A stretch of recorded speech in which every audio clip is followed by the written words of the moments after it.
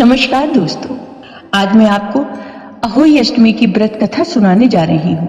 अगर आपको ये कथा पसंद आए तो कमेंट बॉक्स में अहोई माता की जय अवश्य लिखिए। साथ ही अगर आपने चैनल को सब्सक्राइब नहीं किया तो सब्सक्राइब कर लीजिए और बेल आइकॉन पर क्लिक जरूर कीजिए, जिससे हमारे वीडियो के नोटिफिकेशन आपको मिलते रहें। अहोई अष्टमी का व्रत कार्तिक मास में कृष्ण पक्ष की अष्टमी तिथि को रखा जाता है। अहोई अष्टमी का व्रत अहोई माता को समर्पित है। इस दिन माताएं अपने पुत्रों की दीर्घायु और सुख संपन्नता के लिए निर्जला उपवास रखती हैं। फिर रात को तारों को अर्घ्य देने के बाद व्रत का पारण किया जाता है। इस साल अहोई अष्टमी का व्रत 17 अक्टूबर को रखा जाएगा। अब सुनिए अहोई अष्टमी की यह व्रत कथा। एक नगर में एक साहूकार रहा करता था। उसके 7 लड़के थे, 7 बहुएं तथा एक पुत्री थी। दीपावली से पहले कार्तिक बदी अष्टमी को 7 बहुएं अपनी इकलौती ननद के साथ जंगल में मिट्टी लेने गईं। जहां से वे मिट्टी खोद रही थीं, वहीं पर स्याऊ सेहे की मान थी। मिट्टी खोदते समय ननद के हाथ से शेही का बच्चा मर गया। स्याऊ माता बोली कि अब मैं तेरी कोख बांधूंगी। तब ननद अपनी 7 भाभियों से बोली कि तुम में से कोई मेरे बदले अपनी कोख बंधवा लो। सभी भाभियों ने अपनी कोख बंधवाने से इनकार कर दिया, परंतु छोटी भाभी सोचने लगी, यदि मैं कोख न बंधवाऊंगी तो सासू जी नाराज होंगी। ऐसा विचार कर ननद के बदले छोटी भाभी ने अपनी कोख बंधवा ली।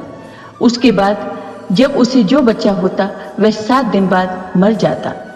एक दिन साहूकार की पत्नी ने पंडित जी को बुलाकर पूछा कि क्या बात है, मेरी इस बहू की संतान 7वें दिन क्यों मर जाती है। तब पंडित जी ने बहू से कहा कि तुम काली गाय की पूजा किया करो। काली गाय स्याऊ माता की भाईली है, वह तुम्हारी कोख छोड़े तो तुम्हारा बच्चा जिएगा। इसके बाद से वह बहू प्रातःकाल उठकर चुपचाप काली गाय के नीचे सफाई आदि कर जाती। एक दिन गौ माता बोली कि आजकल कौन मेरी सेवा कर रहा है, मैं आज उसे जरूर देखूंगी।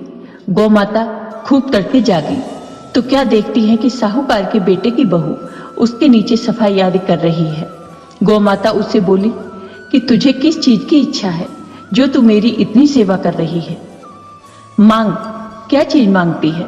तब साहूकार की बहू बोली कि स्याऊ माता तुम्हारी भाईली है और उन्होंने मेरी कोख बांध रखी है, उनसे मेरी कोख खुलवा दो। गौ माता ने कहा अच्छा।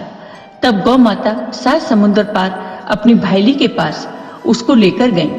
रास्ते में कड़ी धूप थी, इसलिए दोनों एक पेड़ के नीचे बैठ गईं।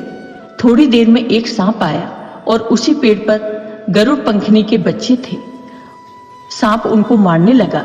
तब साहूकार की बहू ने सांप को मारकर ढाल के नीचे दबा दिया और बच्चों को बचा लिया। थोड़ी देर में गरुड़ पंखनी आई तो वहां खून पड़ा देखकर साहूकार की बहू को चोंच मारने लगी। तब साहूकार की बहू बोली कि मैंने तुम्हारे बच्चों को मारा नहीं है, बल्कि सांप तुम्हारे बच्चों को ढसने आया था। मैंने तो तुम्हारे बच्चों की रक्षा की है। यह सुनकर गरुड़ पंखनी खुश होकर बोली कि मांग, तू क्या मांगती है। तब वह बोली 7 समुद्र पार स्याऊ माता रहती हैं, मुझे तुम उनके पास पहुंचा दो। तब गरुड़ पंखनी ने दोनों को अपनी पीठ पर बैठाकर स्याऊ माता के पास पहुंचा दिया। स्याऊ माता उन्हें देखकर बोली कि आ बहन, बहुत दिनों बाद आई। फिर कहने लगी, बहन मेरे सिर में जूं पड़ गए हैं। तब सुरही के कहने पर साहूकार की बहू ने उसकी जुएं निकाल दिए। इस पर स्याऊ माता प्रसन्न होकर बोली कि तेरे 7 बेटे और 7 बहुएं हों। साहूकारनी की बहू बोली कि मेरा तो एक भी बेटा नहीं है, 7 कहां से होंगे। स्याऊ माता बोली, वचन दिया है, वचन से फिरूं तो धोबी के कुंड पर कंकरी हो जाऊं। तब साहूकार की बहू बोली, माता मेरी कोख तो तुम्हारे पास बंधी पड़ी है। यह सुनकर स्याऊ माता बोली, तूने तो मुझे ठग लिया।